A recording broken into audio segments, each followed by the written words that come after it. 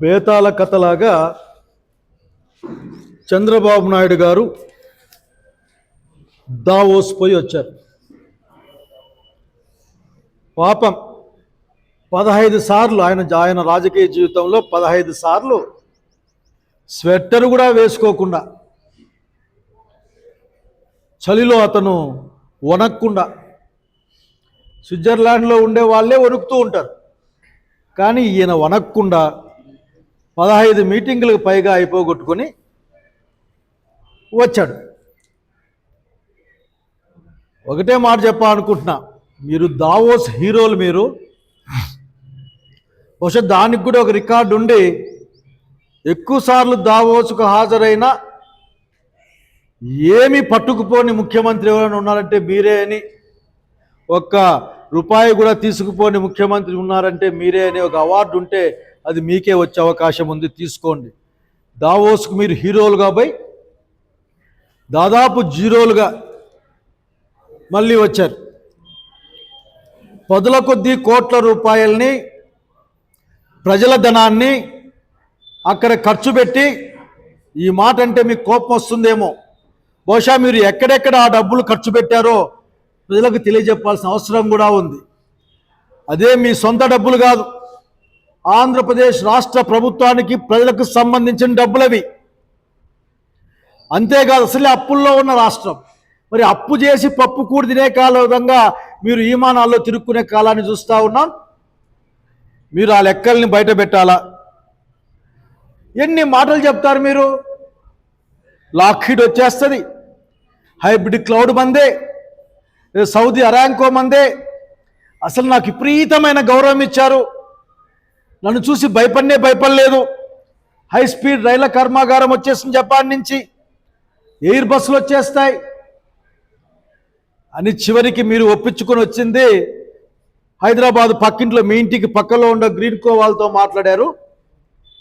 ఇక్కడిక్కడ తిరుగులాడే ఈ దేశానికి, ఈ రాష్ట్రానికి సంబంధించిన ఉభయ రాష్ట్రాలకు సంబంధించిన పెట్టుబడిదారులతో కూర్చొని మాట్లాడి వచ్చారు. మీరు 1,00,000 కోట్ల రూపాయలతో పెట్టుబడి పెట్టి 1,00,000 ఉద్యోగాలు కల్పిస్తామని చెప్పినప్పుడే మీరు ఆనవాయితీగానే అబద్ధం చెప్పారు, ప్రజల్ని మోసం చేసే మాట చెప్పారని నమ్ముతా ఉన్నాం, నమ్మాల్సి వస్తూ ఉంది. మీరు తెచ్చిన 1,00,000 కోట్ల పెట్టుబడి విశాఖపట్నంలో రియల్ ఎస్టేట్ తప్ప ఇంకోటి కాదన్న సంగతి జనం గుర్తిస్తూ ఉన్నారు. సత్య దూరమైన ప్రజాద్రోహం చేసే మాటలు వద్దని చెప్తా ఉన్నాం. పైగా చాలా హ్యాపీగా దావోస్ టూర్ సాగుతున్నాడు. ఈయనకి ఎక్స్కర్షన్ ఏమన్నా పోయారా మీరు, మీ ఆఫీసర్లు, మీ మంత్రివర్గ సభ్యులు? అక్కడికి ట్రంప్తో ఫోటో కోసం చాలా ప్రయత్నించారంట కదా. అసలే ట్రంప్ మిమ్మల్ని చూసి భయపడి మీకు ఫోటో ఇవ్వలేదంట కదా అని చెప్పుకుంటా ఉన్నారు అక్కడికి పోయించిన విలేకరులు కొద్దిమంది. ఈ రోజున మీరు పోయిన 15 సార్ల పైగా ఆ దావోస్ టూర్లలో మీరు ఎన్ని లక్షల కోట్ల రూపాయలు పెట్టుబడులు తెచ్చారు, ఎన్ని విదేశాల నుంచి పెట్టుబడులు తెచ్చారు, ఎన్ని గ్రౌండ్ అయినాయి, ఎంత ఉపాధి ఉద్యోగాలు వచ్చాయి కూడా ఒక శ్వేతపత్రాన్ని రిలీజ్ చేయాలి మీరు. ఎందుకంటే మీరు మాట్లాడుతూ మీ యొక్క ఇంటర్వ్యూ చూశాను నేను, 20 లక్షల కోట్ల ఉద్యోగాలు. ఒకసారి అయితే నోరు జారిందనుకోవచ్చు, 2-3 సార్లు పదే 20 లక్షల కోట్ల రూపాయలు, 20 లక్షల కోట్ల ఉద్యోగాలు తెచ్చాయని చెప్పారు. అసలుకి ఆంధ్రప్రదేశ్లో ఉన్న మానవ వనరులు సరిపోక ప్రపంచవ్యాప్తంగా ఉన్న పనిచేసుకునే వాళ్ళు ఆంధ్రప్రదేశ్ రాష్ట్రానికి వస్తున్నారేమో అని అనుమానం కలిగి ఇక్కడి నిరుద్యోగులు భయపడి చేస్తూ ఉన్నారు. చంద్రబాబు నాయుడు గారు, దయచేసి మీరు అబద్ధాలు చెప్పడం మానేయండి. ఇప్పటికి కూడా చెప్తా ఉన్నాం, పెట్టుబడుల సమీకరణ కానీ, పారిశ్రామిక ఉత్పత్తి కానీ, లేక పారిశ్రామిక రంగ నిర్మాణం కానీ జగన్మోహన్ రెడ్డి మీకంటే చాలా శిఖరం అంత ఎత్తు ఉన్నారన్న సంగతి గుర్తుపెట్టుకోమని కోరుతా ఉన్నాం. మిమ్మల్ని నమ్మే వాళ్ళు లేరు, మీకు బ్రాండ్ వాల్యూ లేదు. ఆంధ్రప్రదేశ్ బ్రాండ్ వాల్యూని మీరు రెడ్ బుక్తో నాశనం చేశారు. మీకు ఏదైనా ఉంటే కదా మిమ్మల్ని నమ్మి రావడానికి, ఎవరన్నా మాట్లాడడానికి. కేవలం తగుదునమ్మా అంటూ ప్రభుత్వ డబ్బుతో ప్రజల డబ్బుతో ఆ దావోసుకు పోవడం, ఆయన చలికి వనకలేదు, లేకుంటే ఏసీ రూముల్లో ఆయన చలికి లేకుండా కూర్చున్నాడు. ఈ చలి కూడా ఏందో నాకు అర్థం కాదు. ఒక ఉలన్ బ్లాంకెట్ కప్పుకుంటే వద్దన్న వాడేవాడు, అంటే మంచి స్వెటర్ వేసుకుంటే వద్దన్న వాడేవాడు. కనుక ఇటువంటి ఊరికే ఆ జాకీ పెట్టుకొని ఎత్తుకునే కార్యక్రమాలు మానేసి ఈ రాష్ట్రానికి ఏం తెచ్చినావో చెప్పాల్సిన అవసరం ఉంది. ప్రతిసారి లక్షల కోట్లే మీ దగ్గర, ప్రతిసారి లక్షల కోట్లే మాట్లాడతాయి, కానీ అక్కడ ఏమీ ఉండదు. ఆ విశాఖపట్నాన్ని కేకు ముక్కలాగా ఇష్ట ప్రకారం పనిచేయడం తప్ప ఇంకేం లేదు. ఆ చీకటి ఒప్పందాలని కూడా వైఎస్ఆర్ కాంగ్రెస్ పార్టీ అధికారంలోకి వచ్చినాక బహిర్గతం చేపిస్తుంది. ఎవరెవరైతే కారణమో వారి పట్ల తగిన చర్యలు తీసుకుంటుంది. మీ అబ్బాయి మాట్లాడతాడు, ఇచ్చేస్తాం మా ఇష్టం. మీ ఇష్టం అంటే మీ పొలాలు ఉంటే ఇచ్చేయండి, లేదంటే మీ హెరిటేజ్ ఉంటే ఇచ్చేయండి, లేదంటే మీకు సంబంధించిన వాళ్ళకి సంబంధించిన భూములు అనేకం అమరావతి ప్రాంతంలో ఉన్నాయని చెప్తున్నారు, ఇచ్చేయండి. ప్రజల భూములను ఇవ్వడం అన్నది ఈ రాష్ట్రానికి మీరు చేస్తున్న ద్రోహం అని స్పష్టంగా చెప్తూ, ఇప్పటికైనా సరే ఆ కలరింగ్ ఇచ్చుకోవడం మానేసి, మేము దావోసుకు హీరోలుగా పోయినాం, జీరోలుగా వచ్చినాం, అసలు మేము జీరోలే హీరోలుగా రాసుకొని పోయినామని ప్రకటించమని కోరుకుంటూ, మీ యొక్క వ్యయం పైన దాదాపు ఏ దావోస్కి ఎప్పుడెప్పుడు పోయారో ఆ వ్యయాలన్నీ కూడా ఈరోజు వ్యయం పైన మీరు దయచేసి ఒక శ్వేతపత్రాన్ని రిలీజ్ చేస్తే అసలు మీ యొక్క ఘనకీర్తిని వేన్నోళ్ళ పొగిడే మీ పత్రికా ప్రపంచము, మీ పాత్రికేయ ప్రపంచం, మీ మీడియా మరింతగా పొగిడే అవకాశం ఉంది కదా. కనుక ఎంత ప్రజాధనాన్ని వృధా చేశారో తెలుసుకోవాలనుకుంటా ఉన్నాం, ప్రకటించమని కోరుతా ఉన్నాం. అసలుకి ఈ రాష్ట్రం గురించి పట్టించుకోమంటే మీకు ఓపిక లేదు, రాష్ట్ర ప్రజల గురించి పట్టించుకోమంటే ఏమాత్రం కూడా పట్టింపు ఉండదు మీ దగ్గర. రాష్ట్ర ప్రజలు మీరు అసలుకి అదేదో మీకు ఓట్లేస్తేనే అయిపోయింది అనే విధంగా మీరు చూస్తూ ఉంటారు. ఈ రాష్ట్రంలో శాంతి భద్రతల సమస్య మీరు ఎప్పుడైనా ఆలోచించారా ముఖ్యమంత్రి గారు? లా అండ్ ఆర్డర్ డిపార్ట్మెంట్ మీ కంట్రోల్లోనే ఉంటుంది, ముఖ్యమంత్రి కంట్రోల్లోనే ఉంటుంది. అది మీకు తెలుసు, నాకు తెలుసు, అందరికీ తెలుసు. ఈరోజు అడుగంటిపోయిన శాంతి భద్రతలు, అదుపు తప్పుతున్న కొద్దిమంది చర్యల వలన పోలీస్ శాఖ, ఇవన్నీ మీరు పట్టించుకోరా? అసలుకి ఎంత అన్యాయంగా జరుగుతుందో ఈ రోజున ఈ రాష్ట్రంలో మీకు ఎప్పుడైనా అర్థమైందా? మీకు అర్థం కాదు, అర్థం చేసుకోవడం కోరిక కూడా మీ దగ్గర ఏం లేదు. ఈ రాష్ట్రం అంతా చూద్దాం ఒకసారి చిన్నగా పరిశీలిస్తే, అసలు మీరేంటి? మీరు ఏమైనా ఎమర్జెన్సీ పెట్టారా? మీరు ఎమర్జెన్సీ పెట్టి మా దగ్గర ఏమైనా ఈరోజు పరిపాలన చేస్తూ ఉన్నారా? స్వేచ్ఛ లేదు, గొంతు విప్పే స్వేచ్ఛ లేదు మాకు. ప్రజలకు కూడా జీతం పెంచమనే హక్కు లేదు, జీతం ఇమ్మనే హక్కు కూడా లేదు. ఆఖరికి మీరు తన్ని లోపలేపిచ్చేస్తారు. అసలు మీరు రాజకీయ ప్రత్యర్థులను లక్ష్యంగా పెట్టుకొని ఎప్పుడో కేసుల్ని, పాత కేసుల్ని తిరగదోడతారు. చాలా కేసులు ఉన్నాయి, వివరాలు దండి ఉన్నాయి ఇక్కడ. కాకపోతే రాయచోటిలో జరిగిన ఒక కేసు మాత్రం మీకు చెప్పాలనుకుంటా ఉన్నాను బాబు గారు, మీరు ఎంత గొప్పగా ఆలోచిస్తారో. లక్కిరెడ్డిపల్లి గ్రామంలో లోకేష్ అనే ఒక పిల్లకాయ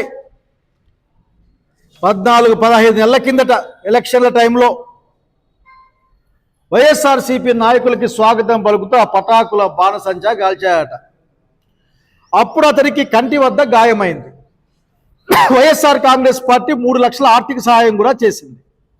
ఎన్నికల తర్వాత లోకేష్ బహుశా సినానిమస్గా ఉందనుకున్నాడేమో, ఆ లోకేష్తో చేరితే మీ యొక్క సూచనల మేరకు తప్పుడు కేసులు పెట్టారు.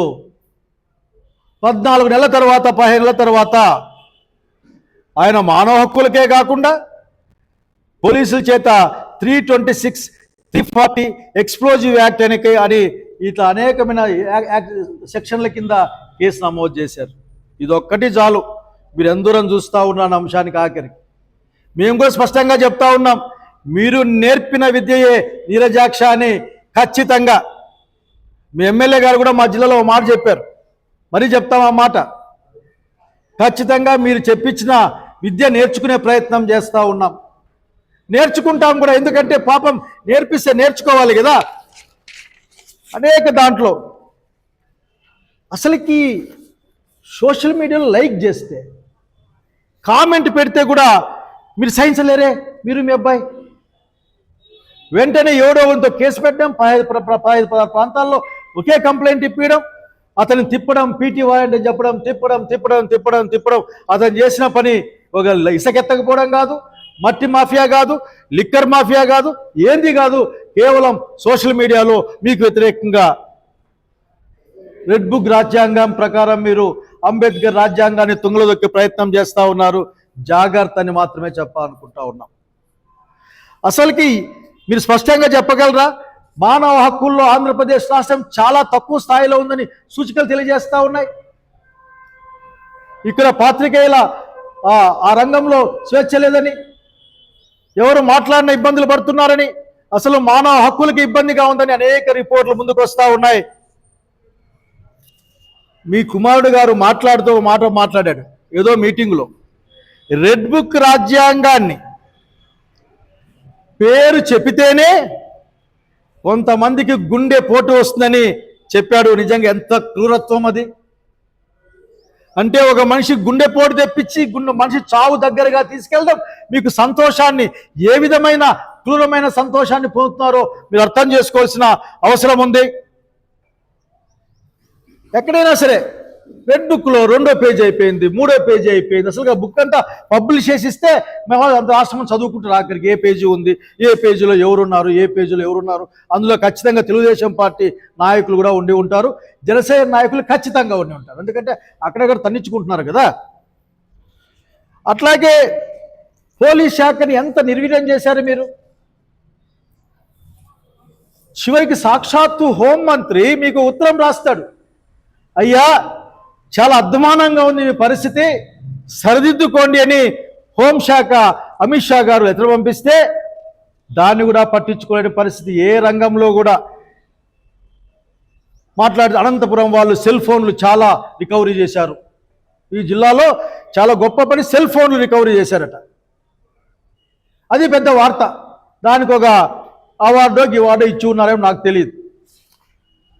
అట్లాగే మీకు చెప్తా ఉన్నాం, మీరు చట్టం గురించి, న్యాయం గురించి మాట్లాడితే అసలుకి చట్టం అంటే మీరేనేమో, న్యాయం అంటే మీరేనేమో, అసలు చట్టాన్ని న్యాయాన్ని హమూరాబిలాగా తయారు చేసింది కూడా మీరేనేమో అనిపిస్తుంది వినే వాళ్ళకి.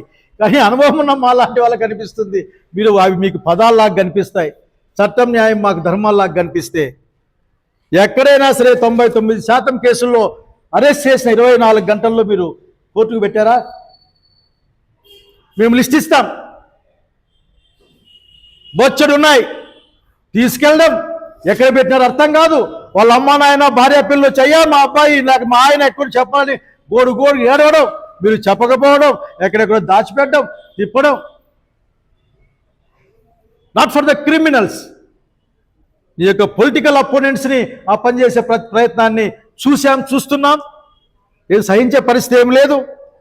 చివరికి మీరు ఎంత దూరం వెళ్ళారంటే, పోలీస్ వ్యవస్థని మీరు ఏ విధంగా నాశనం చేశారంటే, హైకోర్టు స్వయంగా సీసీ ఫుటేజీలు కావాలని నాకు అడిగితే సీసీ ఫుటేజీలు కూడా ఇవ్వలేం, అవి పనిచేయడం లేదని చెప్పించిన ఘనమైన చరిత్ర మీది, అంత ఘోరమైన చరిత్ర మీది చంద్రబాబు నాయుడు గారు లా అండ్ ఆర్డర్ మంత్రిగా. మీకు చాలా కోపాలు వస్తాయి, ఎందుకంటే చేతగాన వాడికి ఉలికి ఎక్కువ, కోపం ఎక్కువ అని ఒక సామెత మా ప్రాంతాల్లో తిరుగుతూ ఉంటుంది. సూపర్ 6 అన్నీ అమలు చేసినామని మీరు సూపర్ 6 గ్రాండ్ సక్సెస్ అని రాస్తే మేము పలకాల, ప్రజలు పలకాల. ఎవరైనా ప్రజలు వచ్చాయా సూపర్ 6 అమలు కాలేదు కదా అంటే మీ నాలుక మందం, మీ చర్మం మందమని ప్రకటించేంత గొప్పవాళ్ళు మీరు. బహుశా నాలుక మందమని, ఆ మందమైన నాలుకని ఏం చేద్దాం అనుకుంటున్నారో నాకు చెప్పాలైనా. ఒకవేళ నా చర్మం మందమైతే ఆ మందమైన చర్మాన్ని ఏం చేద్దాం అనుకుంటాడు చెప్పాలైనా. నాలుక మందం, చర్మం మందం మాకు కాదు, ప్రజలకు కాదు, అది మీ కూటమి ప్రభుత్వానికని స్పష్టంగా చెప్పాలనుకుంటా ఉన్నాం. మీరేం వినిపించుకోరు. మీరు 2 కాళ్ళు పనిచేయని ఆయన కూడా ఆఖరికి ఒక వికలాంగుడు, ఒక దివ్యాంగుడు వచ్చి నాకు రాలేదయ్యా అని రోడ్డు పడితే కూడా 4 తన్నారు తప్ప పెన్షన్ ఇలే. వైసీపీ పార్టీకి సంబంధించిన వాడు అని పెన్షన్లు పీకేశారు. మీరు మాకు ఓటేలే అని పెన్షన్లు పీకేశారు. చంద్రబాబు నాయుడు గారు నిజంగా మీకు ఆ మాత్రం నిజాయితీ ధైర్యం ఉంటే రండి, మేము చూపిస్తాం. అంతేనా? సామాజిక మాధ్యమాల్లో ఏ ప్రశ్న వేసినా సరే వందలాది మంది పైన లెక్క పెట్టుకోవడానికి వీళ్ళని చివరికి మా యొక్క లీగల్ సెల్ డిపార్ట్మెంట్ అయితే అదే పని చేసింది. మా ఉమాపతి గారు అదే పని చేస్తామని జిల్లాలో మనోహర్ గారు స్టేట్ లైన్ అదే పని రాత్రి మగళ్ళు ఏ కేసు ఏం కేసు అంటే సోషల్ మీడియా కేసు. ఏం పెట్టినారా అంటే మీ మీ పరిపాలనలో ఇదే బస్సులు సరిగా పనిచేయడం లేదు అట్లంటావా? నువ్వు అబద్ధం చెప్పావు. 3 లక్షల కోట్ల రూపాయల పైన అప్పులు ఉన్నాయి, 13 లక్షల కోట్లు అని చెప్పినావు అంటే మళ్ళీ కేసు. కాబట్టి అరెస్ట్ చేసి ఎట్లా అరెస్ట్ చేస్తారో కూడా బాగా ఆలోచించాలా సీఎం గారు. మీరు ఇదంతా మీరు మాకు నేర్పిస్తూ ఉన్నారు, ప్రజలకు కూడా నేర్పిస్తూ ఉన్నారు. అర్ధరాత్రి అయినా అపరాత్రి అయినా లెక్కలేదు, ఆడవాళ్ళైనా పర్లేదు, ఎప్పుడు పడితే అప్పుడు ఇళ్ళల్లో దూరి కనీసం బట్టలు మార్చుకుంటాం మేము, మందులు తెచ్చుకుంటాం మేమంటే కూడా సమయం ఇవ్వకుండా స్టేషన్లోకి బరా లాక్కెళ్ళి ఆ జీపులు వేసుకొని పోయిన సంఘటనలు కోకళ్ళు ఉన్నాయి. కొద్దిమంది మీ మాట అయిన పోలీస్ ఆఫీసర్ల చేత.